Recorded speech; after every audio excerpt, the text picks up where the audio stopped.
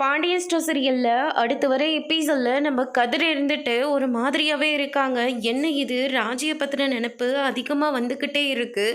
ஆனால் ஃபோன் பண்ணால் கூட ராஜி ஃபோன் எடுக்க மாட்டேன்றாளே அப்படின்னு சொல்லிட்டு கதிர் ரொம்பவே பயந்து போய் இருக்காரு. ஃபாஸ்ட்டாகவும் வந்துட்டுருக்காரு. எப்படியாவது ராஜியை பார்த்துடணும், அவளை அந்த இடத்துல இருந்து கூட்டிகிட்டு வந்துடணும்னு சொல்லிட்டு ஒரே முடிவாக கிளம்பி வந்துட்டுருக்காரு.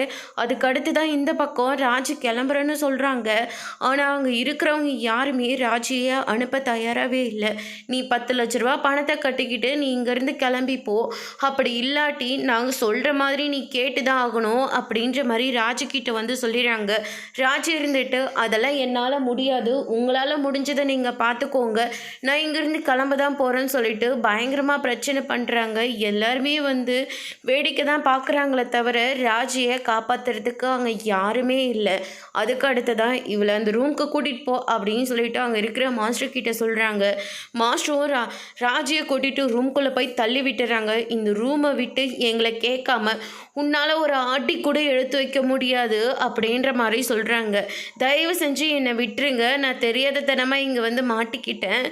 இப்படியெல்லாம் தெரிஞ்சிருந்தா கண்டிப்பாக நான் இந்த இடத்துக்கு வந்திருக்க மாட்டேன். 10 லட்ச ரூபா பணத்துக்காக தான் நான் இங்கே வந்தேனே தவிர மற்றபடிலாம் நீங்கள் நினைக்கிற மாதிரி ஆள் நான் இல்லை, என்னை விட்டுருங்கன்னு சொல்லி ராஜி எவ்வளவோ கேட்டு பார்க்குறாங்க.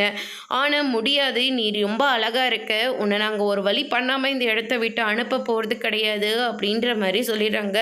ராஜி இதை கேட்டு ரொம்பவே பயந்து போகிறாங்க. அதோட இன்னைக்கான பிரம முடிச்சிருக்காங்க.